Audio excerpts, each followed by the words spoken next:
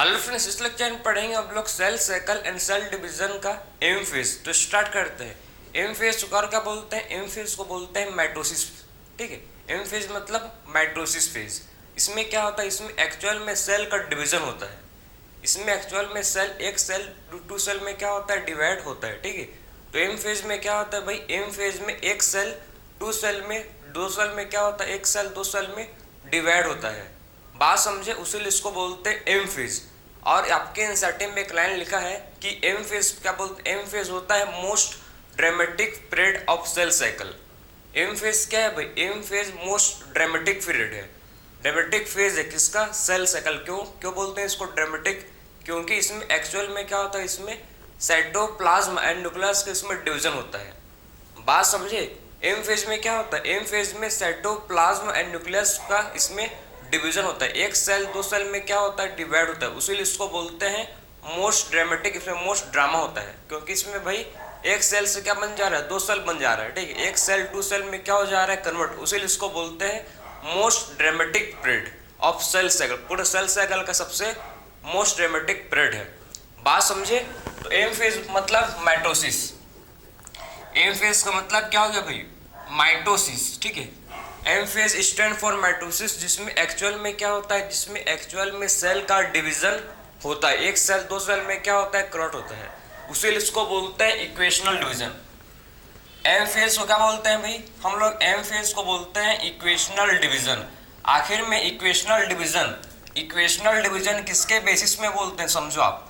तो आखिर में इक्वेशनल डिवीजन क्यों बोलते हैं? क्योंकि देखो, same number of chromosome parents and progeny में होता है। सेम नंबर ऑफ क्रोमोसोम किस में होता है? पेरेंट में जितने नंबर ऑफ क्रोमोसोम होंगे सेम नंबर ऑफ क्रोमोसोम, ठीक है, same number of chromosome progeny में भी होगा। बात समझे? तो पेरेंट एंड प्रोजेनी दोनों का क्रोमोसोम नंबर सेम होता है इसमें। ठीक है, पेरेंट एंड प्रोजेनी दोनों का क्रोमोसोम नंबर इसमें सेम रहता है। उसीलिए इसको बोलते हैं इक्वेशनल डिवीजन। मतलब आप समझो कि पेरेंट सेल है। ठीक है, ये क्या कौन सा सेल है? पेरेंट सेल है जिसमें, ठीक है, ये पेरेंट सेल है। ये पेरेंट सेल है जिसमें पेरेंट सेल में क्रोमोसोम नंबर 46 है। आप समझे इसको? ठीक है, पेरेंट सेल का क्रोमोसोम नंबर कितना है? 46 है। तो इसके जो डॉटर सेल होंगे, ठीक है, इसके जो क्या होंगे? जब ये एक सेल टू सेल में डिवाइड करेगा, ठीक है, तो जब इसके डॉटर सेल जो होंगे उस डॉटर सेल में क्रोमोसोम नंबर सेम रहेगा। ठीक है, तो डॉटर सेल है, इसमें भी क्रोमोसोम नंबर कितना रहेगा? डॉटर सेल क्या है भाई? इसको बोलेंगे डॉटर सेल। सो डॉटर सेल में भी क्या रहे? क्रोमोसोम नंबर 46 रहेगा। बात समझे? इसमें क्रोमोसोम नंबर चेंज नहीं होता। सेम नंबर ऑफ क्रोमोसोम जो पेरेंट्स में है वही सेम नंबर ऑफ वही same number of chromosome daughter cell में भी प्रेजेंट रहता है। बात समझे? उसीलिए इसको बोलते हैं इक्वेशनल डिवीजन, क्योंकि इसमें क्रोमोसोम नंबर सेम रहता है। जो पेरेंट्स में है वही प्रोजेनी में रहता है, डॉटर सेल में वही क्रोमोसोम नंबर सेम रहता है। आप देख सकते हो कि पेरेंट सेल में अगर 46 क्रोमोसोम है तो डॉटर सेल में भी 46 क्रोमोसोम ही क्या रहेगा? प्रेजेंट रहेगा। कोई कम नहीं होगा ना ज़्यादा नहीं होगा, सेम नंबर ऑफ क्रोमोसोम। ठीक है, और दोनों डॉटर सेल इस जेनेटिकली सिमिलर होते हैं। ठीक, ये कैसा होता है भाई? जेनेटिकली सिमिलर होता है। ठीक है, इनके पास जो जीन है दोनों के पास सेम जीन्स होते हैं। ठीक है, दोनों के पास क्या होता है? दोनों के पास जो जीन रहेगा वो सेम जीन है। मतलब एक सेल क्या बोल सकते हो? डिट्टो कॉपी है ये। क्लियर है? तो पेरेंट सेल के पास जो नंबर ऑफ क्रोमोसोम प्रेजेंट रहेगा वही क्या रहेगा? डॉटर सेल के पास वही सेम नंबर ऑफ क्रोमोसोम क्या रहेगा? प्रेजेंट रहेगा। ठीक है, सो एम फेज में सबसे देखो, एम फेज को पढ़ते हैं, इसमें टू फेज पढ़ेंगे। एक होता है इसमें कैरोकाइनेसिस होगा सबसे पहले, उसके बाद होता है इसमें साइटोकाइनेसिस। एम फेज माइटोसिस में सबसे पहले क्या होता है आप समझना। माइटोसिस में सबसे पहले कैरोकाइनेसिस पढ़ेंगे हम लोग। कैरियोकाइनेसिस पढ़ेंगे सबसे पहले। कैरियोकाइनेसिस के बाद क्या पढ़ेंगे इसमें? कैरियोकाइनेसिस के बाद हम लोग स्टडी करेंगे साइटोकाइनेसिस। बात समझे? सबसे पहले पढ़ेंगे कैरियोकाइनेसिस। कैरियोकाइनेसिस का मतलब क्या है? जब न्यूक्लियस डिवाइड करता है। ठीक है, जब न्यूक्लियस डिवाइड करता है तो उसको बोलते हैं कैरियोकाइनेसिस। बात समझ आए आपको कि जब क्या करता है? जब न्यूक्लियस डिवाइड करता है तो उसको क्या बोलते हैं? जब न्यूक्लियस डिवाइड करता है तो उसको बोलते हैं कैरियोकाइनेसिस। और जब साइटोप्लाज्म का डिवीजन होता है, जब साइटोप्लाज्म डिवाइड करता है तो उसको बोलते हैं साइटोकाइनेसिस। ठीक है, तो जब क्या होता है, जब साइटोप्लाज्म का डिवीजन होता है, जब साइटोप्लाज्म डिवाइड करता है, ठीक है, जब साइटोप्लाज्म डिवाइड करता है तो उसको क्या बोलते हैं, उसको बोलते हैं साइटोकाइनेसिस। न्यूक्लियस का जब न्यूक्लियस डिवाइड करेगा तो उसको बोलेंगे कैरियोकाइनेसिस, और जब साइटोप्लाज्म डिवाइड करेगा तो उसको बोलते हैं साइटोकाइनेसिस। क्लियर। सबसे पहले देखो हम लोग स्टार्ट करेंगे कैरियोकाइनेसिस में। ठीक है, कैरियोकाइनेसिस से स्टार्ट करेंगे। टोटल 4 फेजेस होते हैं कैरियोकाइनेसिस में। बात समझे, कितने फेज होते हैं टोटल इसमें कैरियोकाइनेसिस में आपको 4 फेज देखने को मिले। कौन कौन सा? सबसे पहले पढ़ेंगे प्रोफेज। ठीक, सबसे पहला फेज को बोलते हैं, सबसे पहला, ठीक है, फेज है प्रोफेज। सेकेंड फेज है हम लोग का जिसको बोलते हैं मेटाफेज। सो प्रोफेज, मेटाफेज। थर्ड कौन सा फेज है भाई? थर्ड किसको बोलते हैं? थर्ड बोलते हैं हम लोग एनाफेज। थर्ड फेज क्या होता है? सेल्स। ठीक है, कैरियोकाइनेसिस का थर्ड फेज है एनाफेज, और फोर्थ फेज है जिसको बोलते हैं टीलोफेज। फोर्थ फेज को क्या बोलते हैं? टीलोफेज। तो हम लोग को सबसे पहले कि आखिर में न्यूक्लियस का डिवीजन कैसे होता है उसको देखेंगे। देखो आपके एनसीईआरटी में साफ मेंशन किया है कि मतलब हम एक्चुअली में मतलब ऐसी स्टेज, ठीक है, एग्जिस्ट नहीं करते, मतलब ऐसे अलग अलग स्टेज नहीं होता। लगातार होने वाला सेल साइकिल, सेल डिवीजन एक लगातार होने वाला प्रोसेस है। हम लोग इसको पढ़ने के लिए, ठीक है, हम लोग इसको स्टडी, इसके चेंजेस को देखने के लिए इसको हम लोग क्या करते हैं, अलग अलग स्टेज में डिवाइड किए हैं। बात समझे, इसके चेंजेस को कि आखिर में कौन कौन से चेंजेस इसमें होते हैं उसको आइडेंटिफाई, उसको देखने के लिए हम लोग उसको अलग अलग फेज का नाम दिए हैं। बात समझे। तो न्यूक्लियस का जब डिवीजन होता है, जब न्यूक्लियस डिवाइड करेगा तो इसमें टोटल 4 फेज आता है कैरियोकाइनेसिस में। कौन कौन सा? सबसे पहला फेज है प्रोफेज, सेकेंड फेज है मेटाफेज, थर्ड फेज क्या है? एनाफेज, और फोर्थ फेज है जिसको बोलते हैं टीलोफेज। ठीक है, तो स्टार्ट करते हैं किससे? हम लोग सबसे पहले स्टार्ट करेंगे प्रोफेज से। क्लियर हो गया? तो ये था हम लोग का basic introduction about M phase, कि आखिर में एम फेज को क्या बोलते हैं, इसमें क्या होता है। इसमें एक सेल से क्या बनेंगे, एक सेल डिवाइड होकर 2 सेल में कन्वर्ट हो जाएगा। ठीक है, एक सेल डिवाइड होकर क्या हो जाएगा, एक सेल में, अगर इसमें एक सेल में क्या होगा, माइटोसिस, इसमें क्या होगा, ठीक है, इसमें भी माइटोसिस होगा। तो एक सेल में क्या होगा भाई, माइटोसिस होके 2 सेल में कन्वर्ट हो जाएगा। कैसे होगा, ठीक, कैसे इसका साइटोप्लाज्म, कैसे इसका न्यूक्लियस, साइटोप्लाज्म का डिवीजन कैसे होता है, उसको 1 बाय 1 हर स्टेप को, हर फेज को हम लोग according to your NCERT detail में स्टडी करेंगे, जहां से आप तो उसके बाद कहीं से भी क्वेश्चन आप सॉल्व कर सकते हो। ठीक है, तो स्टार्ट करते हैं फ्रॉम प्रोफेज। सबसे पहला फेज है हम लोग का जिसको बोलते हैं प्रोफेज।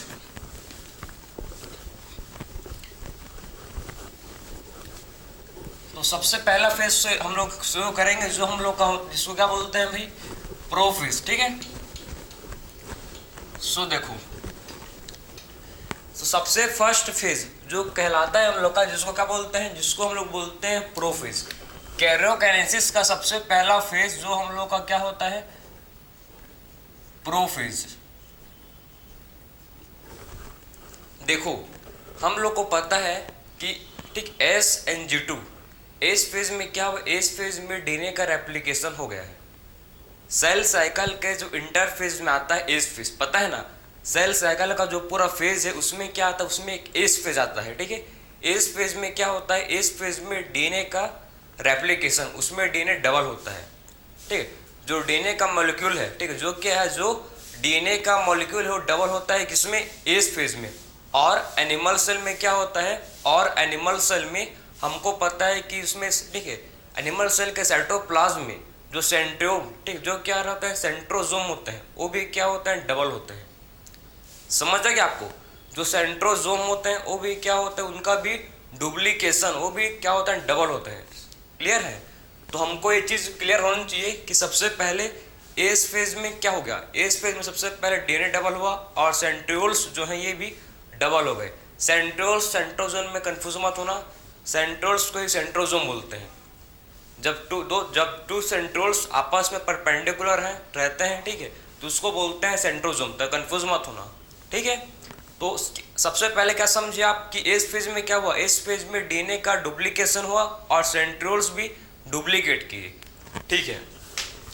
तो हम लोग मतलब देख सकते हैं कि देखो हम लोग ये चीज को आइडेंटिफाई कर सकते हैं। आप ध्यान से देखो, ठीक, ये सेल है, तो सेल में जो क्या सबसे पहले सेल में कौन कौन से चेंजेस हुआ इसको समझेंगे, ठीक है। सबसे पहले हम लोग का जो डीएनए है, डीएनए क्या है, डबल हो गया, देखो ये डीएनए ऐसे हम लोग के अंदर डीएनए क्या है, लिपटा हुआ, इंटरवाइंड है, ठीक। आप ठीक, ये क्या है भाई, जो हम लोग का डीएनए वो इंटरवाइंड रहता है, क्रोमोसोम नहीं रहता भाई, ये कैसे क्रोमेटिन के फॉर्म में रहता है, आपस में ऐसी इंटरवाइंड रहता है, ठीक है।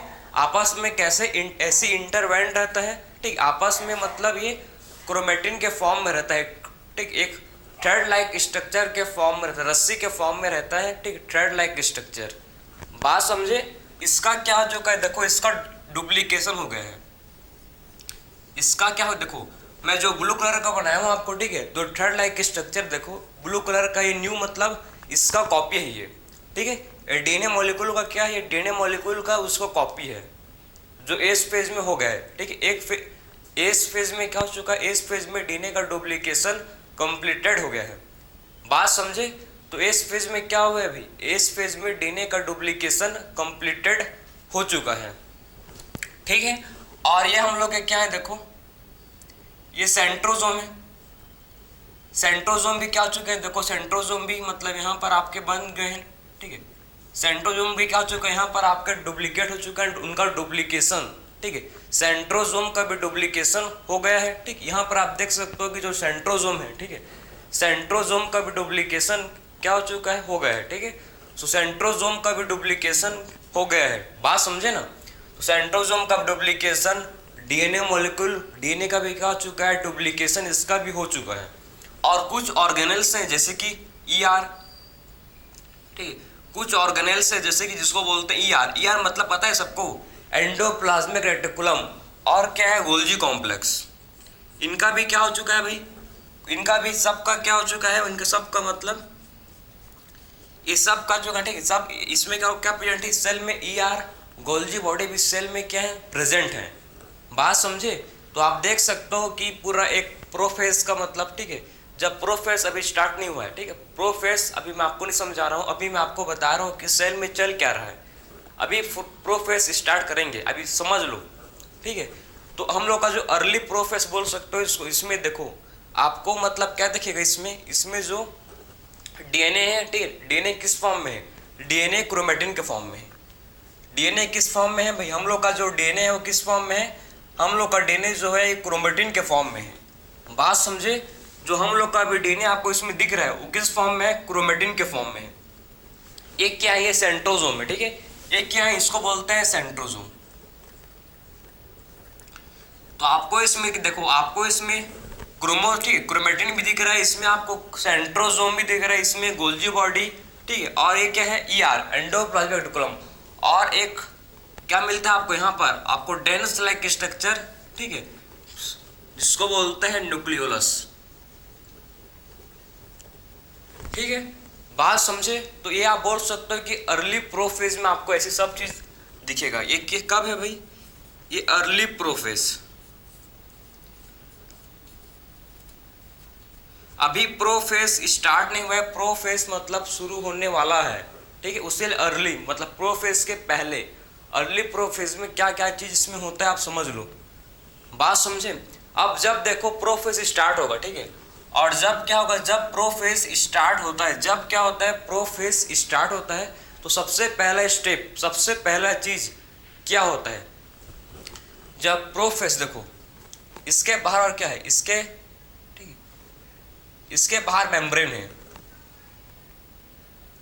इसके बाहर क्या है भाई, इसके बाहर देखो, ठीक है, डीएनए के बाहर एक मेम्ब्रेन है, डीएनए के बाहर क्या है, डीएनए के बाहर मेम्ब्रेन है, जिसको बोलते हैं क्या बोलते हैं, जिसको न्यूक्लियर मेम्ब्रेन। भाई डीएनए के बाहर कोई मेम्ब्रेन प्रेजेंट होगा तो उसको क्या बोलेंगे, डीएनए के बाहर अगर कोई भी मेम्ब्रेन है तो उसको बोलते हैं क्या, उसको बोलेंगे न्यूक्लियर मेम्ब्रेन, ठीक है। सो डीएनए के बाहर जो मेम्ब्रेन है, आप देख सकते हो इसको कि जो डीएनए के बाहर जो मेम्ब्रेन है, ठीक है, डीएनए के आउटसाइड जो मेम्ब्रेन है, इसको क्या बोलते हैं, इसको बोलते हैं न्यूक्लियर मेम्ब्रेन, ठीक है। सबसे पहले प्रोफेज स्टार्ट होगा तो क्या होगा, सबसे पहले उसमें स्टार्ट में क्या होता है, उसका इनिशिएशन स्टार्ट कैसे कहाँ से करता है। सबसे पहले उसका जो क्रोमोजोमल मटेरियल है, क्रोमोजोमल मटेरियल का मतलब है क्रोमेटिन। आपके एनसीईआरटी में मेंशन है क्रोमोजोमल मटेरियल, ठीक है। क्रोमोजोमल मटेरियल का क्या मतलब है, क्रोमोजोमल मटेरियल का मतलब है क्रोमेटिन। सबसे पहले क्या होता है, सबसे पहले जो आपका क्रोमोजोमल मटेरियल है, ठीक है, जो इसका क्या है, इस सेल का जो क्रोमोजोमल मटेरियल है वो क्या करेगा, सबसे पहले कंडेंस करेगा। कंडेंस करेगा उसका मतलब क्या है, कंडेंस करने का मतलब है कि वो क्रोमोजोम फॉर्म करेगा, ठीक है। सबसे पहले क्या होता है, सबसे पहला स्टेप इसमें होता है क्या है, सबसे पहला स्टेप इसमें होता है क्या, कंडेंसेशन ऑफ क्रोमोजोम, ठीक है। सबसे पहले क्या होता है, condensation, condensation of chromosomal material. जो आपके एनसीईआरटी में देखो क्या लिखा है, क्रोमोजोमल मटेरियल, ठीक है। सबसे पहले क्या होता है, क्रोमोजोमल मटेरियल का कंडेंसेशन, ठीक है। जो क्रोमोजोमल मटेरियल है इसका क्या होता है, क्रोमोजोमल मटेरियल का सबसे पहले कंडेंसेशन, मतलब क्रोमोजोमल मटेरियल का मतलब क्या है, क्रोमेटिन, ठीक है। क्रोमोजोमल मटेरियल का कहने का क्या मतलब है भाई, इसका मतलब है क्रोमेटिन।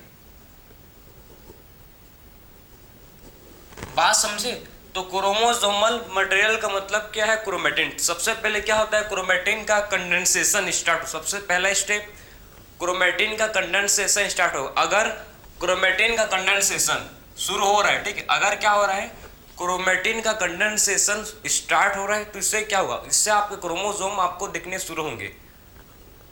क्रोमेटिन कंडेंस करके क्या फॉर्म करता है, क्रोमेटिन कंडेंस करके क्रोमोसोम बनाता है। भाई आपको पता है कि क्रोमेटिन क्या करता है, क्रोमेटिन जब कंडेंस होता है, ठीक है, जब क्रोमेटिन कंडेंस होता है तो क्या फॉर्म करता है, वो फॉर्म करता है क्रोमोसोम, ठीक है। तो जब क्रोमेटिन क्या करता है, जब क्रोमेटिन कंडेंस करता है, ठीक है, तो कंडेंस करके क्या फॉर्म करता है, क्रोमेटिन कंडेंस करके फॉर्म करता है क्रोमोसोम। क्लियर है, तो क्रोमेटिन कंडेंस करेगा और क्या फॉर्म करेगा, क्रोमोसोम। तो सेकेंड स्टेप में आपको क्या देखेंगे, क्रोमोसोम हमको दिखना शुरू होते हैं, ठीक है, chromosome are seen. Second step क्या, हमको जो क्रोमोसोम क्या होता है, इसमें हमको क्रोमोसोम दिखना शुरू होते हैं, तो क्रोमोसोम आर सीन, जिसमें हमको क्या होता है, क्रोमोसोम दिखना शुरू होते हैं। And chromosome are seen composed of, और क्या कंपोस्ट करते हैं, एंड कंपोज्ड ऑफ 2 क्रोमेटिड, और इनके पास क्या है, कंपोज्ड ऑफ 2 क्रोमेटिड। क्रोमोसोम के बाद, ठीक, क्रोमोसोम के पास क्या है, उसके पास 2, ठीक है, क्रोमेटिड प्रेजेंट है। बात समझे, तो क्रोमोसोम के पास क्या प्रेजेंट है भाई, क्रोमोसोम के पास प्रेजेंट है जिसको बोलते हैं क्रोमेटिड, ठीक है। क्या प्रेजेंट है, क्रोमोसोम के पास क्रोमेटिड प्रेजेंट है, जो आपस में किससे अटैच है, अटैच है सेंट्रोमियर से। आपको मैं आप बनाऊंगा डायग्राम्स, इतना तो आप समझ गए ना, जितना भी मैं आपको समझाया मैं उसको डायग्राम से आपको रिप्रेजेंट कर रहा हूँ। देखो आपको और क्लियर समझ आएगा, ठीक है, डायग्राम से आप बहुत अच्छे समझोगे। तो देखो सबसे पहले क्या हुआ, सबसे पहले हम लोगों का कंडेंसेशन किसका, क्रोमोसोमल मटेरियल कंडेंसेशन, ठीक है। तो देखो इसको मैं यहां पर समझाऊं,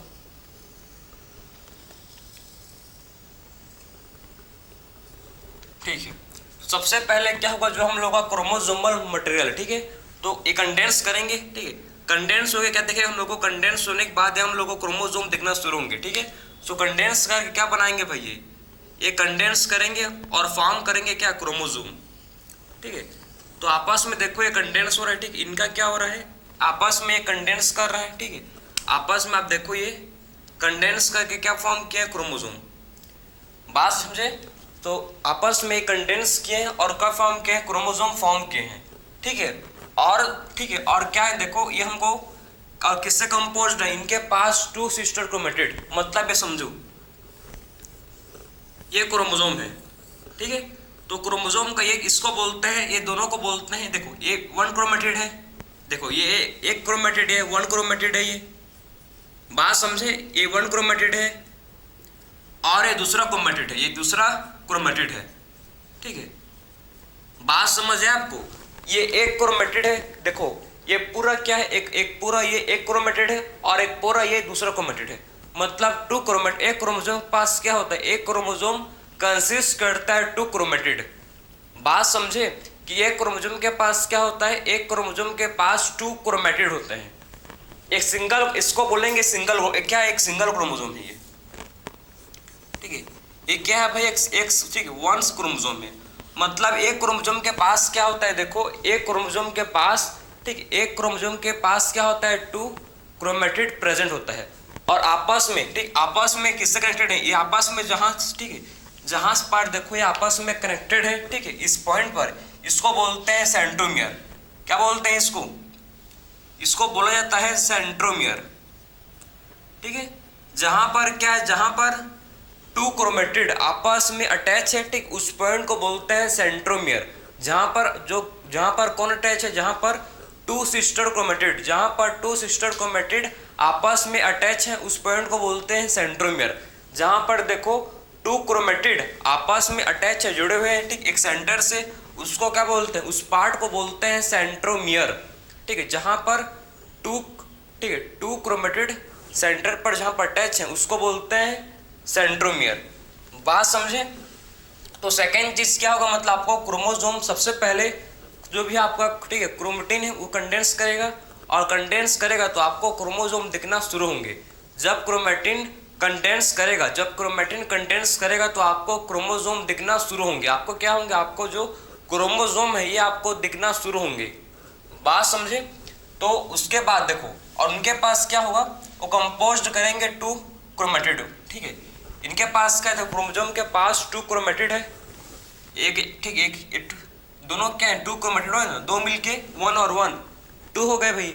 तो क्रोमोसोम के पास क्या होते हैं, टू क्रोमेटिड होते हैं, ठीक है। और ये क्या कंपोस्ट करते हैं, ये कंपोस्ट करते हैं टू क्रोमेटिड। इनके पास क्या होता है, इनके पास टू क्रोमेटिड होता है, जिसको बोल सकते हो आप सिस्टर क्रोमेटिड, क्योंकि भाई आपस में जुड़वा है, देखो सेम है। जो भी जीन इसमें है वही जीन इसमें है। मतलब समझो अगर इसमें जीन ए है, स्मॉल ए है, तो इसमें भी स्मॉल ए होगा, ठीक है। समझे बात को। अगर यहाँ पर कैपिटल भी है तो यहाँ पर भी कैपिटल भी होगा। मतलब सेम जीन कंसिस्ट करते हैं। एक क्रोमोसोम के पास टू क्रोमेटिड होते हैं, और दोनों क्रोमेटिड के पास सेम जीन होता है भाई, same gene, equal exact gene होता है।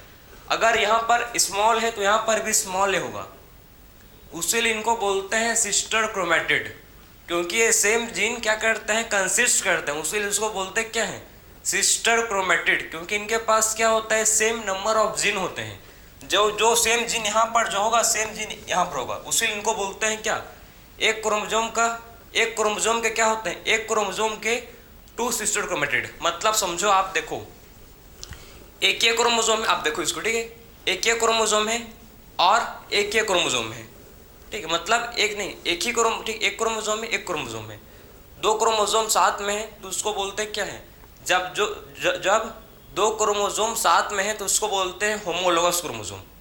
होमोलोगस क्रोमोसोम का मतलब है कि सेम दिखते हैं। आपको स्ट्रक्चरली देखो ये सेम दिख रहे हैं, कोई अंतर है दोनों में, कोई अंतर नहीं है, सेम है। बस अंतर क्या है कि ब्लू कलर का मार्कर है और ये ब्लैक कलर का मार्कर है। सेम हम लोग के होमोलोगस क्रोमोसोम हम लोग बॉडी के अंदर होते हैं, ठीक है। एक रेस्पॉन्सिबल होता है जैसे कि ब्लैक कलर हेयर के लिए, और एक जो क्रोमोसोम होता है वो रेस्पॉन्सिबल होता है brown colour, white colour hair के लिए, ठीक है। तो इसको बोलते क्या है, होमोलोगस क्रोमोसोम। क्लियर है। और ठीक है, और एक क्या भाई, एक सिंगल क्रोमोसोम है, और ये सिंगल क्रोमोसोम का क्या होता है, ये सिंगल क्रोमोसोम के इसके क्या होता है, इसके टू क्रोमेटिड होते हैं। एक क्रोमोसोम है, ठीक है, इसके क्या होता है, एक क्रोमोसोम का, एक क्रोमोसोम के क्या होते हैं, टू सिस्टर क्रोमेटिड होते हैं। बात समझे। तो होमोलोगस क्रोमोसोम के क्या होते हैं, टू सिस्टर क्रोमेटिड। अब क्या होगा समझो, ठीक, अब क्या होगा इसमें समझो। इसमें क्या होता है कि जो हम लोग का सेंट्रोसोम है, ठीक, अपोजिट पोल पर मूव करते हैं। अब सेंट्रोसोम में कहाँ मूव करते हैं, सेंट्रोसोम कहाँ पर जाते हैं, अपोजिट पोल में, ठीक है। सेल के अपोजिट पोल में सेंट्रोसोम मूव करते हैं। फिर क्या होता है, जो सेंट्रोसोम है कहाँ मूव करता है, सेंट्रोसोम मूव करता है अप टुवर्ड्स अपोजिट पोल, ठीक है। अपोजिट पोल की तरफ जो सेंट्रोसोम है ये मूव करता है, ठीक है। सेंट्रोसोम कहाँ मूव किया है भाई, टुवर्ड्स अपोजिट पोल, ठीक। उसके बाद देखो इससे क्या निकलता है, इससे, ठीक, इससे जो सेंट्रोजोम में उससे इससे क्या होता है, इससे रेडिएट होता है मैक्रोट्यूब्यूल्स। सेंट्रोजोम से क्या होता है, सेंट्रोजोम से रेडिएट होता है मैक्रोट्यूब्यूल। इससे क्या हो रहा है, इससे ठीक है, इससे रेडिएट होता है क्या, मैक्रोट्यूब्यूल, जिसको बोलते हैं एस्टर्स। ये क्या है हम लोग का, एस्टर्स। ठीक है, तो सेंट्रोजोम से क्या होता है, रेडिएट्स, सेंट्रोजोम से रेडिएट होता है मैक्रोट्यूब्यूल, जिसको बोलते हैं एस्टर। क्योंकि ये स्टार शेप का, ठीक, क्योंकि स्टार शेप का होता है उसीलिए इसका नाम पड़ गया है एस्टर। बात समझे? तो क्योंकि ये क्या होता है, स्टार शेप का होता है उसीलिए इसका नाम क्या पड़ गया है, उसीलिए इसको बोलते हैं एस्टर। तो सेंट्रोजोम क्या कर रहा है, सेंट्रोजोम से रेडिएट हो रहा है मैक्रोट्यूब्यूल। बात समझे? सेंट्रोजोम रेडिएट करता है मैक्रोट्यूब्यूल, जिसको बोलते हैं हम लोग एस्टर। ठीक है, और इससे क्या बनता है, इससे स्पेंडल फाइबर निकलना शुरू होते हैं सेंट्रोजोम से। ठीक है, जो मैक्रोट्यूब्यूल है, इससे क्या होता है, मैक्रोट्यूब्यूल से स्पिंडल फाइबर निकलना शुरू होते हैं भाई। ठीक है, मैक्रोट्यूब्यूल से क्या होता है, मैक्रोट्यूब्यूल से स्पिंडल फाइबर फॉर्म होते हैं। ठीक है, मैक्रोट्यूब्यूल से क्या होता है, इससे स्पिंडल फाइबर फॉर्म होते हैं। ठीक, और एस्टर प्लस, ठीक है, two asters plus spindle fibre. आप समझो, दो एस्टर और स्पिंडल फाइबर को क्या बोलते हैं, माइटोटिक अपैट्रस। बात समझे? तो टू एस्टर्स, ठीक, टू एस्टर्स साथ में स्पिंडल फाइबर को बोलते हैं माइटोटिक अपैट्रस। क्लियर? तो माइटोटिक अपैट्रस क्या होता है भाई, माइटोटिक अपैट्रस किसको बोलते हैं, टू स्पिंडल फाइबर, मतलब सॉरी, टू एस्टर्स और साथ में स्पिंडल फाइबर। ठीक है, टू एस्टर्स और साथ में स्पिंडल फाइबर को बोलते हैं माइटोटिक अपैट्रस। सो माइटोटिक अपैट्रस क्या होता है, टू एस्टर्स और साथ में, ठीक है, टू एस्टर्स और साथ में स्पिंडल फाइबर। टू एस्टर्स और साथ में क्या है, टू एस्टर्स और साथ में स्पिंडल फाइबर, ये दोनों को क्या बोलते हैं, ये दोनों को बोलते हैं माइटोटिक अपैट्रस। ये दोनों को बोला जाता है क्या, जिसको इनको बोलते हैं माइटोटिक अपैट्रस। बात समझे? और जो अब क्या है इसमें, और कपेंट ऑर्गेनल है इसमें ER है। ठीक है, ER है इसमें, गोल्जी कॉम्प्लेक्स इसमें प्रेजेंट है। बात समझे? तो ये सारे इवेंट्स किस में होते हैं, सारे इवेंट्स ऑकर होते हैं प्रोफेज में। ठीक, और यहाँ पर क्या दिखेगा आपको, एड्रेंस लाइक स्ट्रक्चर न्यूक्लियोलस। यहाँ पर आपको क्या देखने को मिलेगा, न्यूक्लियोलस। ठीक है, न्यूक्लियोलस। तो सारा इवेंट किस में होता है, प्रोफेज में होता है। ठीक है, सो कैरियोकाइनेसिस का सबसे पहला स्टेप क्या है, कैरियोकाइनेसिस का सबसे पहला स्टेप है प्रोफेज।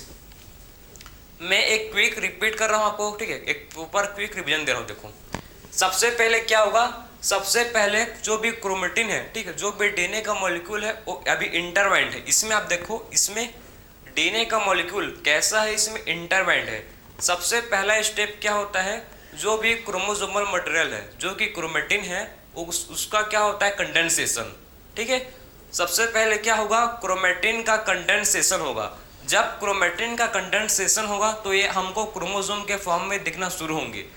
ठीक है, जब क्रोमेटिन कंडेंस होके क्या बनाएगा, क्रोमेटिन कंडेंस होके क्रोमोसोम फॉर्म करेगा। और क्रोमोसोम के पास क्या होगा, क्रोमोसोम के पास टू सिस्टर क्रोमेटिड प्रेजेंट होंगे। ठीक है, सो क्रोमोसोम के पास क्या है, क्रोमोसोम के पास टू सिस्टर क्रोमेटिड है और आपस में आपस में, ठीक है, किससे अटैच है, सेंट्रोमियर से अटैच है। ठीक है, टू सिस्टर क्रोमेटिड आपस में किससे अटैच है भाई, सेंट्रोमियर से अटैच है। उसके बाद क्या होगा, उसके बाद देखो सेंट्रोजोम अपोजिट पोल पर मूव करेंगे। ठीक है, सेंट्रोजोम क्या करेंगे, सेंट्रोजोम अपोजिट पोल पर मूव करेंगे। क्लियर है? और इसमें टू, ठीक है, और क्या करते हैं, वो रेडिएट करते हैं मैक्रोट्यूब्यूल। और उससे क्या है, वो क्या करते हैं, वो रेडिएट करते हैं मैक्रोट्यूब्यूल, जिसको बोलते हैं हम लोग एस्टर्स। ठीक है, तो दो एस्टर्स और स्पेंडल फाइबर कहाँ से बनेंगे, मैक्रोट्यूब्यूल फॉर्म करेगा स्पेंडल फाइबर।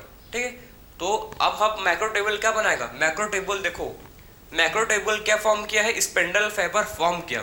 तो हम लोग क्या बोलते हैं, टू एस्टर और स्पेंडल फाइबर को मिलाकर बोलते हैं माइटोटिक अपैट्रस। आप देख सकते हो टू एस्टर्स, ठीक है, और साथ में स्पिंडल फाइबर, 2 एस्टर्स और साथ में स्पिंडल फाइबर को क्या बोलते हैं? इसको बोलते हैं माइटोटिक अपैट्रस। बात समझे? तो 2 एस्टर्स और साथ में स्पिंडल फाइबर को बोला जाता है क्या? इसको बोला जाता है माइटोटिक अपैट्रस। ठीक है। और उसके बाद क्या होता है? End of. ठीक है। लेट प्रोफेज में आपको क्या देखने को मिलेगा? लेट प्रोफेज में जो हम लोग का न्यूक्लियर मेम्ब्रेन है, लेट प्रोफेज में क्या होता है? लेट प्रोफेज में न्यूक्लियर मेम्ब्रेन डिसइंटीग्रेट करता है। देखो, बात समझे? ठीक है। तो हम लोग का सबसे पहले इसमें जो हम लोग का इसमें न्यूक्लियोलस, ठीक है, nucleolus, ER and Golgi complex, ये तीनों क्या होंगे? डिसअपियर होंगे। लेट प्रोफेज में क्या होगा? लेट प्रोफेज में ईआर, गोल्जी कॉम्प्लेक्स, न्यूक्लियोलस, ये क्या हो गए? डिसअपियर होंगे। और न्यूक्लियर मेम्ब्रेन डिसइंटीग्रेट होना शुरू होगा। उसके बाद क्या होगा? न्यूक्लियर मेम्ब्रेन डिसइंटीग्रेट होना शुरू होगा। देखो आप, मैं क्या बोल रहा हूं, आप इसको समझो आप कि सब इसमें होगा क्या। देखो, ठीक है। तो पॉइंट 3 का लिखेंगे।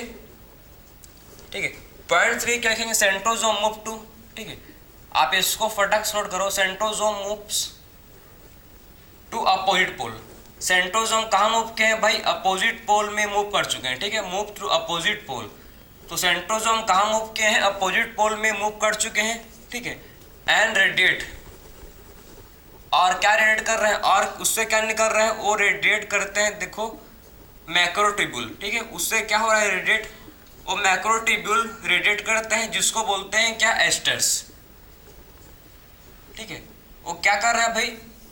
मैक्रोट्यूब्यूल रेडिएट कर रहे हैं, जिसको बोलते हैं एस्टर। ठीक है। और मैक्रोट्यूब्यूल क्या फॉर्म करेगा? मैक्रोट्यूब्यूल फॉर्म करेगा स्पिंडल फाइबर। बात समझे? और मैक्रोट्यूब्यूल क्या फॉर्म करेगा? मैक्रोट्यूब्यूल फॉर्म करेगा, जिसको बोलते हैं स्पिंडल फाइबर। और फिर फोर्थ में क्या होगा? फोर्थ स्टेप आपका जो क्या है? ईआर है। ठीक है। जो भी एक गोल्जी कॉम्प्लेक्स है, गोल्जी कॉम्प्लेक्स या गोल्जी बॉडी बोल सकते हो इसको, ईआर, गोल्जी बॉडी हो गया। ठीक है। हम लोग का क्या हो गया? हम लोग का न्यूक्लियोलस हो गया। तो ईआर, गोल्जी बॉडी, ठीक है, गोल्जी कॉम्प्लेक्स, न्यूक्लियोलस, सब क्या होता है? डिसअपियर। सारे चीज क्या होते हैं? सारे के सारे चीज न्यूक्लियर डिसअपियर होते हैं। और फिफ्थ स्टेप है न्यूक्लियर मेम्ब्रेन। ठीक है। फिफ्थ स्टेप क्या है? न्यूक्लियर मेम्ब्रेन डिसइंटीग्रेट होता है। ठीक है। न्यूक्लियर मेम्ब्रेन क्या होता है? डिसइंटीग्रेट होता है।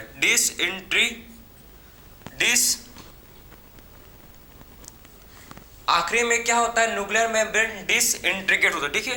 तो न्यूक्लियर मेम्ब्रेन क्या होता है? लास्ट में हम लोग का जो न्यूक्लियर मेम्ब्रेन है, ये क्या होता है भाई? ये डिसइंटीग्रेट होता है। ठीक है। क्लियर है? तो आप समझ गए कि टोटल मतलब प्रोफेज में हमको ये सारे, ठीक है, 5 स्टेप को अच्छे से समझना है। प्रोफेज में क्या होता है मैं आपको फिर से रिपीट करूंगा। ठीक है। मैंने सारे पॉइंट जो आपके एनसीईआरटी में है, मैं सारे पॉइंट को कवर कर चुका हूं। अब आपको मैं क्विक, ठीक है, रिवीजन दे रहा हूं। देखो, सबसे पहले जो क्या होगा इसमें समझो। ठीक है। सबसे पहले क्रोमोसोम है, ठीक, जो क्रोमैटिन है, क्रोमैटिन कंडेंस होंगे, क्रोमैटिन कंडेंस होंगे और क्या फॉर्म करेंगे? क्रोमोसोम फॉर्म करेंगे। क्रोमोसोम के पास 2 सिस्टर क्रोमैटिड होगा, मतलब क्रोमोसोम कंसिस्ट करेगा 2 क्रोमैटिड। क्रोमोसोम कंसिस्ट क्या है? 2 क्रोमैटिड। और आपस में ये अटैच है किससे? आपस में ये अटैच है किससे? अटैच है सेंट्रोमियर से। ठीक है। और उसके पास सेंट्रोसोम कहाँ मूव करेगा? सेंट्रोसोम मूव करेगा अपोजिट पोल की तरफ। ठीक है। और उससे क्या होंगे? उससे होंगे रेडिएट मैक्रोट्यूब्यूल, जिसको बोलते हैं एस्टर्स। ठीक है। मैक्रोट्यूब्यूल क्या फॉर्म करेगा? मैक्रोट्यूब्यूल फॉर्म करेगा स्पिंडल फाइबर। 2 एस्टर्स और साथ में स्पिंडल फाइबर को बोलते हैं क्या? माइटोटिक अपैट्रस। तो 2 एस्टर्स और साथ में स्पिंडल फाइबर को क्या बोला जाता है? माइटोटिक अपैट्रस। और फोर्थ स्टेप क्या है? ईआर, गोल्जी कॉम्प्लेक्स और न्यूक्लियोलस, सारे क्या होंगे? डिसअपियर होंगे। ठीक है। लेट प्रोफेज का है बता रहा हूं मैं आपको। लेट प्रोफेज में ईआर, गोल्जी कॉम्प्लेक्स, न्यूक्लियोलस, सारे के सारे डिसअपियर होंगे। और इसमें देखो, इसमें आपके इसमें क्या हो रहा है? इसमें जो न्यूक्लियर मेम्ब्रेन है, न्यूक्लियर मेम्ब्रेन भी डिसइंटीग्रेट हो रहा है। ठीक है। तो लास्ट स्टेप क्या है प्रोफेज का? कि न्यूक्लियर मेम्ब्रेन क्या होता है? इसमें न्यूक्लियर मेम्ब्रेन इसमें डिसइंटीग्रेट होते हैं। ठीक है। तो तो लास्ट स्टेप क्या है कि इसमें न्यूक्लियस, ठीक है, न्यूक्लियर मेम्ब्रेन डिसइंटीग्रेट होता है। अब स्टार्ट करता है नेक्स्ट फेज जो कि हम लोग का है मेटाफेज। क्लियर है? अब शुरू करते हैं हम लोग का नेक्स्ट फेज जो कि जिसको क्या बोलते हैं, मेटाफेज। मेटाफेज अब स्टार्ट करते हैं, चलो। तो मेटाफेज देखो स्टार्ट कैसे होता है, आप ध्यान से समझो इसको। सो नेक्स्ट फेज हम लोग का है, ठीक है भाई, जो बहुत ही इंपॉर्टेंट है, जिसको बोला जाता है मेटाफेज। सो मेटाफेज में होता क्या है, देखो मेटाफेज स्टार्ट कब होगा, जब न्यूक्लियर मेम्ब्रेन का कंप्लीट, ठीक है, जब न्यूक्लियर मेम्ब्रेन कंप्लीट डिसइंटीग्रेट हो जाएगा, ठीक है, तब मेटाफेज स्टार्ट होता है। सेकेंड हम लोग का है मेटाफेज स्टार्ट कब होता है भाई, ये स्टार्ट कब होता है, स्टार्ट कब होता है, देखो मेटाफेज स्टार्ट विथ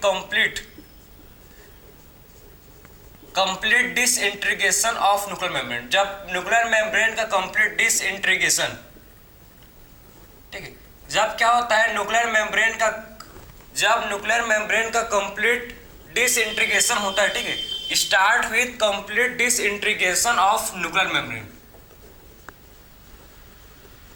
जब न्यूक्लियर मेम्ब्रेन का क्या होता है कंप्लीट डिसइंटीग्रेशन होगा, तो क्या उसके बाद क्या होता है हम लोग का मेटाफेज स्टार्ट होता है। मेटाफेज में क्रोमोसोम फुल्ली कंडेंस होते हैं, ठीक है, condensation of chromosome is complete. Metaphase में क्या होता है, क्रोमोसोम कंप्लीट फुल्ली क्या हो जाते हैं, मेटाफेज में क्रोमोसोम फुल्ली कंडेंस हो जाते हैं। बात समझे? तो इसलिए इसको बोलते हैं कि कंडेंसेशन ऑफ क्रोमोसोम इसमें कंप्लीटेड हो जाता है। बात समझे? तो कंडेंसेशन ऑफ क्रोमोसोम, इसमें क्या होता है, क्रोमोसोम का कंडेंसेशन मेटाफेज में कंप्लीटेड हो जाता है, ठीक है। बात समझे? तो क्रोमोसोम का कंडेंसेशन आप देख सकते हो, क्रोमोसोम का कंडेंसेशन में, ठीक है, क्रोमोसोम का कंडेंसेशन क्या होता है, मेटाफेज में कंप्लीटेड हो जाता है, ठीक है। तो मेटाफेज में क्या होता है, मेटाफेज में क्रोमोसोम का कंडेंसेशन कंप्लीटेड हो जाता है। क्लियर? तो इसमें कंडेंसेशन ऑफ क्रोमोसोम कंप्लीटेड हो जाता है, ठीक है। उसके बाद क्या होता है भाई, इसके बाद देखो आपको क्रोमोसोम इसमें दिखना शुरू होते हैं, ठीक है। तो क्रोमोसोम का जब कंडेंस हो जाएंगे पूरी तरह से, तो क्रोमोसोम अच्छी तरह से, ठीक है, क्रोमोसोम आपको क्लियरली, ठीक है, क्लियरली विजिबल होते हैं। जब क्रोमोसोम का कंप्लीट, ठीक है, कंडेंसेशन होता है, जब क्रोमोसोम का कंप्लीटेड कंडेंसेशन होता है, तो क्रोमोसोम आपको क्लियरली दिखना शुरू होते हैं भाई। जब इसका, ठीक है, जब इसका कंडेंसेशन कंप्लीट हो जाता है, तो आपको क्रोमोसोम क्लियरली दिखना, ये क्या होता है, क्लियरली विजिबल होते हैं। तो इससे क्या कर सकते हो आप, इसका, ठीक, इसका मॉर्फोलॉजी, आप क्रोमोसोम का मॉर्फोलॉजी को स्टडी कर सकते हो। इससे क्या कर सकते हो, इससे आप क्रोमोसोम का मॉर्फोलॉजी को क्या कर सकते हो, स्टडी कर सकते हो। क्यों? जब क्रोमोसोम आपको अच्छी, ठीक है, आपको जब क्रोमोसोम क्लियरली विजिबल है, आप इसको अच्छी तरह से देख सकते हो क्रोमोसोम को, तो इसके आप क्या कर सकते हो, आप इसका जो आपका मॉर्फोलॉजी है, ठीक है, तो क्रोमोसोम के मॉर्फोलॉजी को आप स्टडी इजिली कर सकते हो, ठीक है। तो आप अगर क्रोमोसोम आपको दिख रहा है, तो इसके मॉर्फोलॉजी को आप, ठीक है, क्या कर सकते हो, इजिली स्टडी कर सकते हो। क्योंकि आप क्रोमोसोम दिखेंगे तो आपको, ठीक है, मैक्रोस्कोप में, सिंपल लाइट मैक्रोस्कोप में आप क्या कर सकते हो, इसके, ठीक है, जो भी इसका मॉर्फोलॉजी है इसका स्टडी कर सकते हो आप। मॉर्फोलॉजी मतलब होता है स्ट्रक्चर, एक्सटर्नल स्ट्रक्चर को बोलते हैं मॉर्फोलॉजी, ठीक है। तो आप, ठीक है, मेटाफेज में क्या कर सकते हो, ठीक है, मेटाफेज में क्रोमोसोम के मॉर्फोलॉजी को स्टडी कर सकते हो, ठीक है। ओनली आप मेटाफेज में क्या कर सकते हो भाई, मॉर्फोलॉजी ऑफ, ठीक है, किसका मॉर्फोलॉजी, क्रोमोसोम के मॉर्फोलॉजी को आप स्टडी कर सकते हो। तो आप देखो, अब मैं इसका बनाता हूं आप डायग्राम। तो इसमें होता क्या है, देखो, ठीक है, इसमें क्या होता है हमको समझना है। सबसे पहले मैं आपको ठीक है, दो डायग्राम से आपको मैं एक्सप्लेन करूंगा। सबसे पहले ऊपर का डायग्राम देखो, ये क्रोमोसोम है, ये क्रोमोसोम है, ठीक, ये क्रोमोसोम है, ये हम लोग का सेंट्रोजोम है। ये क्या है भाई? हम लोग का सेंट्रोजोम है, ठीक है। ये क्या हम लोग का इसको बोलते हैं सेंट्रोजोम, और जिससे स्पिंडल फाइबर निकल रहे हैं। अब क्या होता है देखो, जो स्पिंडल फाइबर फॉर्म हुए थे, अब जो हम लोग का क्या है, जो क्रोमोजोम है वो साइटोप्लाज्म में आ जाता है। मेटाफेज में क्या होता है, जब जब कंप्लीट डिसइंटीग्रेशन होता है किसका, जब कंप्लीट डिसइंटीग्रेशन होता है न्यूक्लियर मेम्ब्रेन का, तो क्रोमोजोम कहाँ जाता है, क्रोमोजोम आ जाता है कहाँ पर, क्रोमोजोम आ जाता है साइटोप्लाज्म में, ठीक है। जब न्यूक्लियर मेम्ब्रेन का कंप्लीट डिसइंटीग्रेशन होता है तो क्रोमोजोम कहाँ पर जाते हैं, क्रोमोजोम आ जाते हैं साइटोप्लाज्म में। सेल के साइटोप्लाज्म में क्रोमोजोम आ जाते हैं। जब सेल के साइटोप्लाज्म में क्रोमोजोम आ जाएंगे तो इससे क्या होता है, जो स्पिंडल फाइबर अटैच हो जाता है, ठीक है। स्पिंडल फाइबर क्या होता है, इससे अटैच हो जाता है। बात समझे, इससे स्पिंडल फाइबर अटैच हो जाता है। किससे होता है देखो,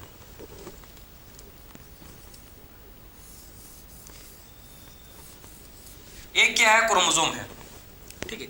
ये क्या मैं बनाया आपको, ठीक, एक क्रोमोजोम है। तो क्रोमोजोम क्या, आप देखो भाई ध्यान से, इसको देखो ध्यान से, ठीक है। जो क्रोमोजोम हम लोग का है, देखो जो क्रोमोजोम है इसको ध्यान से आप देखो। क्रोमोजोम आपस में किससे, ठीक है, टू सिस्टर क्रोमेटिड, क्या है, या हमको पता है हमको क्या है, ये सिस्टर क्रोमेटिड है। तो क्रोमोजोम जो होता है आपस में किससे अटैच रहता है, अभी बताया था मैं आपको, सेंट्रोमियर से, ठीक है। आपस में किससे अटैच, एक क्या हम लोग, ये है सेंट्रोमियर, ठीक है। तो सेंट्रोमियर के ऊपर में क्या होता है, एक डिस्क शेप का स्ट्रक्चर, ठीक है। सेंट्रोमियर क्रोमोजोम के सेंट्रोमियर के सरफेस में, ठीक है, सेंट्रोमियर के, ठीक है, सेंट्रो मतलब क्रोमोजोम है, क्रोमोजोम में क्या होता है, सेंट्रोमियर। तो सेंट्रोमियर के ऊपर में एक डिस्क शेप स्ट्रक्चर होता है। सेंट्रोमियर के सरफेस में एक डिस्क शेप का स्ट्रक्चर होता है जिसको बोलते हैं किनेटोकोर, ठीक है। तो एक क्या हम लोग का है, सेंट्रोमियर है, ठीक। सेंट्रोमियर के सरफेस, ठीक है, इसके सरफेस में क्या होता है, एक डिस्क शेप का स्ट्रक्चर है। देखो मैं आपको बनाया हूँ डिस्क शेप, ठीक है। तो इसके सरफेस में क्या होता है, डिस्क शेप का स्ट्रक्चर होता है। इसी डिस्क शेप स्ट्रक्चर को बोलते हैं किनेटोकोर, ठीक है। सो क्रोमोसोम में होते हैं सेंट्रोमियर किसको बोलते हैं, जहां पर टू सिस्टर क्रोमेटिड अटैच हैं, जुड़े हुए हैं, ठीक है। तो सेंट्रोमियर के सरफेस पर क्या होता है, सेंट्रोमियर के सरफेस पर होता है प्रेजेंट एक डिस्क शेप स्ट्रक्चर। सेंट्रोमियर के सरफेस पर क्या होता है, सेंट्रोमियर के सरफेस पर होता है एक डिस्क शेप का स्ट्रक्चर जिसको बोला जाता है किनेटोकोर।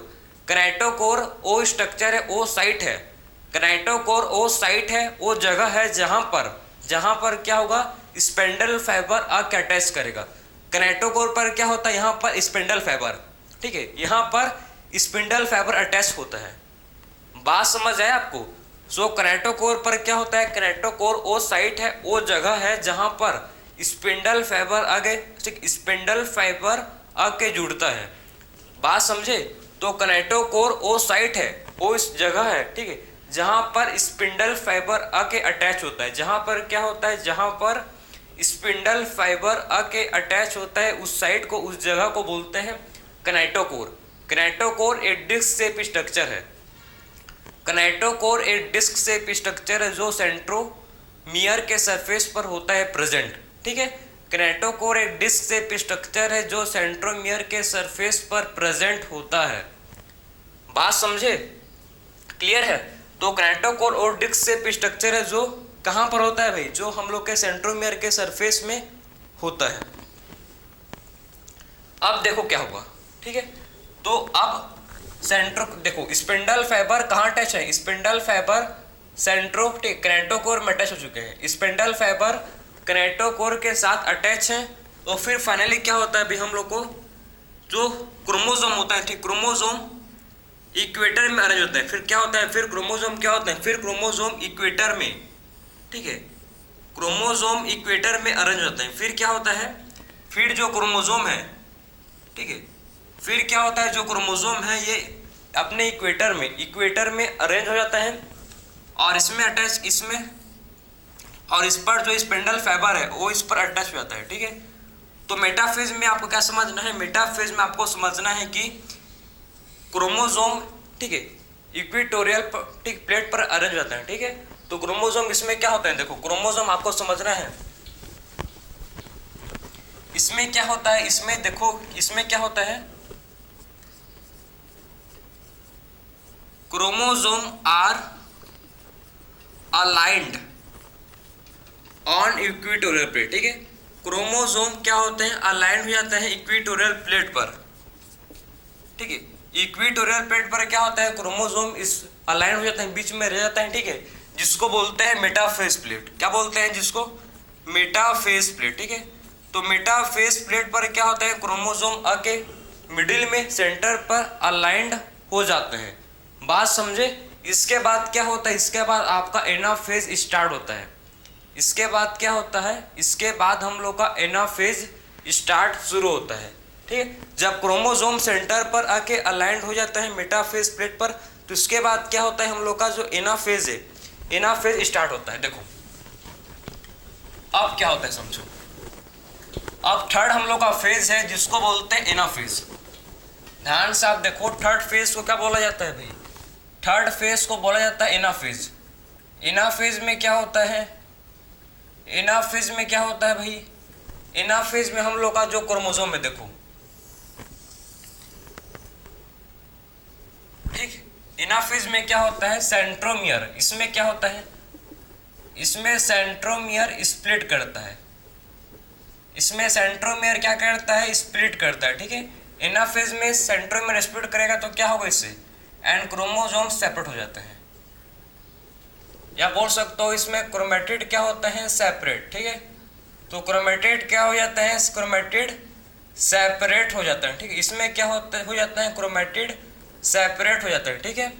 तो एनाफेज में क्या होता है, एनाफेज में सेंट्रोमियर स्प्लिट हो जाते हैं, इसमें सेंट्रोमियर जो थे, ठीक है, सेंट्रोमियर स्प्लिट हो जाते हैं और क्रोमेटिड सेपरेट हो जाता है, ठीक है। जब सेंट्रोमियर स्प्लिट करेगा, जब सेंट्रोमियर स्प्लिट करेगा तो क्या होंगे, ये जो हम लोग के क्रोमेटिड हैं ये सेपरेट अलग हो जाएंगे। कैसे होंगे देखो, और मूव्स टू अपोजिट पोल, कहाँ मूव करते हैं, अपोजिट पोल की तरफ, ठीक है, अपोजिट पोल की तरफ ये मूव करते हैं, ठीक है। और कहाँ मूव करते हैं, मूव करते हैं टुवर्ड्स अपोजिट पोल की तरफ ये मूव करते हैं। देखो ये आपस में अलग हो चुका है, सेंट्रोमियर स्प्लिट हुआ तो आपस में देखो अलग हो चुके हैं, ठीक है। और कहाँ मूव किए हैं ये भाई, अपोजिट पोल की तरफ मूव कर रहे हैं, ठीक है। तो अपोजिट पोल की तरफ मूव किए, देखो ठीक है, बात समझे। तो अपोजिट पोल की तरफ, और ये बी शेप, ये कौन सा शेप का स्ट्रक्चर देख रहे हैं आपको, वी शेप का स्ट्रक्चर फॉर्म करते हैं, बात समझे। तो एनाफेज में क्या होता है, एनाफेज में सेंट्रोमियर स्प्लिट करता है तो क्रोमेटिड सेपरेट होते हैं, ठीक है। सेंट्रोमियर स्प्लिट करेगा तो क्रोमेटिड सेपरेट होंगे और कहाँ मूव करेंगे, अपोजिट पोल की तरफ मूव करेंगे। और जो डॉटर, ठीक है, जो डॉटर क्रोमेटिड है उसको क्या बोलेंगे, डॉटर क्रोमेटिड को बोलेंगे। उसके बाद हम लोग उसको डॉटर क्रोमोसोम और फ्यूचर न्यूक्लियाई, फिर डॉटर क्रोमो, ठीक है, डॉटर क्रोमेटिड को फिर क्या बोलेंगे, अब डॉटर क्रोमेटिड को बोलेंगे डॉटर क्रोमोसोम, डॉटर क्रोमेटिड को बोलेंगे डॉटर क्रोमोसोम और फ्यूचर न्यूक्लियाई, ठीक है। तो क्या बोलेंगे अब भाई, अब बोलेंगे हम लोग डॉटर, ठीक है, डॉटर क्रोमेटिड किसमें हो गया कन्वर्ट, डॉटर क्रोमोसोम और फ्यूचर न्यूक्लियाई, ठीक है। तो डॉटर क्रोमेटिड क्या हो गया, डॉटर क्रोमोसोम किसका, फ्यूचर न्यूक्लियाई का। क्लियर है। तो हम लोग का यहाँ पर एनाफेज कंप्लीट। लास्ट फेज हम लोग का है जो बहुत ही इंपॉर्टेंट है, इंपॉर्टेंट नहीं इंपॉर्टेंट है, ठीक है, आईएमपी है, जिसको बोलते हैं टेलोफेज। फोर्थ फेज जो हम लोग का है जिसको बोलते हैं टेलोफेज। टेलोफेज में क्या होगा भाई, टेलोफेज में देखो क्या होगा यहाँ पर, ठीक है, टेलोफेज में क्या होता है फिर से, टेलोफेज में क्या होता है फिर से जो हम लोग का, ठीक है, क्रोमेटिन, टेलोफेज में क्या होता है फिर से जो क्रोमोसोम है ये कंडेंस, ठीक है, इसमें क्रोमोसोम फिर से डीकंडेंस होता है, ठीक है। तो इसमें क्या होता है देखो, इसमें क्रोमोसोम फिर से डीकंडेंस, इसमें क्या होता है जो क्रोमोसोम था वो फिर से क्या होता है डीकंडेंस होता है, ठीक है। इसमें क्या होता है क्रोमोसोम फिर से डीकंडेंस होता है और अपना आइडेंटिटी लॉस कर देता है। इसमें क्या होता है, क्रोमोसोम फिर से डीकंडेंस होता है और अपना आइडेंटिटी लॉस कर देता है। जो प्रोफेज में पढ़े हैं उसका जस्ट अपोजिट टेलोफेज। प्रोफेज का जस्ट अपोजिट है हम लोग का टेलोफेज। जो भी चीज़ प्रोफेज में हुआ था उस हर चीज़ अब फिर से उसका अपोजिट होगा। जो प्रोफेज में न्यूक्लियर मेम्ब्रेन डिसेपर हो गया था, इसमें क्या होता है फिर से, ठीक है, क्रोमेटिन के बाहर फिर से क्या होता है, न्यूक्लियर मेम्ब्रेन फॉर्म होते हैं, ठीक है। जो ईआर था, गोल्जी कॉम्प्लेक्स था, सब क्या होता है फिर से फॉर्म होते हैं, ठीक है। ईआर, गोल्जी कॉम्प्लेक्स सब क्या होता है फिर से फॉर्म होते हैं, ठीक है। और फिर से क्या होता है न्यूक्लियोलस, इसमें न्यूक्लियोलस भी क्या बनता है फिर से, न्यूक्लियोलस भी इसमें बन जाता है। उसके बाद फिर से क्या होता है न्यूक्लियोलस बन जाता है, ठीक है। और 2 डॉटर न्यूक्लियाई आपस में सेपरेट हो जाता है, ठीक है। डॉटर न्यूक्लियाई हर एक सेल में सेपरेट हो जाता है, ठीक है। तो इसमें देखो डॉटर न्यूक्लियाई भी क्या हो चुके हैं, डॉटर न्यूक्लियाई भी इसमें सेपरेट हो गए हैं। तो आप समझ गए कि जस्ट टेलोफेज क्या होता है, प्रोफेज का जस्ट अपोजिट होता है, ठीक है।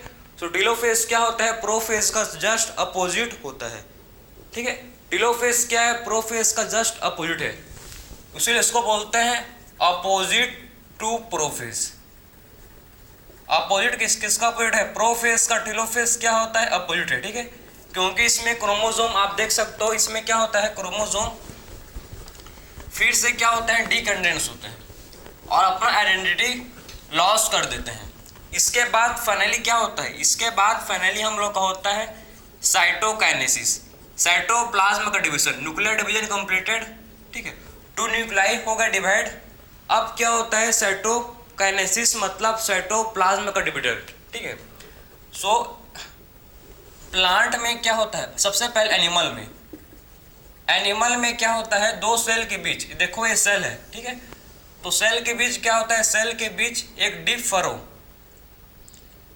बाहर, ठीक है, बाहर से अंदर की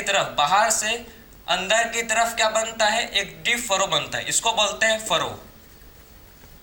तो प्लांट सेल में क्या होता है, बाहर से अंदर की तरफ एक फरो बनता है, ठीक है। और फाइनली क्या होता है, फाइनली 2 सेल में ये डिवाइड हो जाते हैं, ठीक है। फाइनली क्या होता है, 2 सेल में ये डिवाइड हो जाता है। सो बाहर से अंदर की तरफ एक डीप फरो बनता है एनिमल सेल में, और फाइनली एक सेल 2 सेल में डिवाइड हो जाता है। और डीप फरो किसका होता है, ये सेल मेम्ब्रेन, ठीक है। डीप फरो किसका है भाई, ये सेल मेम्ब्रेन। और फाइनली ये क्या होता है, फाइनली ये 2 सेल में सेपरेट हो जाते हैं। प्लांट सेल में क्या होता है, प्लांट सेल में, ये प्लांट सेल है, ठीक है। तो प्लांट सेल के मिडिल में क्या बनता है, यहाँ इसमें बनता है सेल प्लेट, ठीक है। प्लांट सेल के बीच में क्या बनता है, सेल प्लेट का फॉर्मेशन होता है। सेल प्लेट क्या है, मिडिल लेमिला। सेल प्लेट का मतलब क्या है, सेल प्लेट का मतलब है मिडिल लेमिला, ठीक है। तो मिडिल लेमिला बनता है, जिससे क्या होता है, जिससे 2 सेल आपस में सेपरेट हो जाते हैं, ठीक है। तो प्लांट सेल में क्या बनता है, सेल प्लेट बनता है, जिससे सेल प्लेट को बोलते हैं मिडिल लेमिला। क्या बोलते हैं, सेल प्लेट को बोलते हैं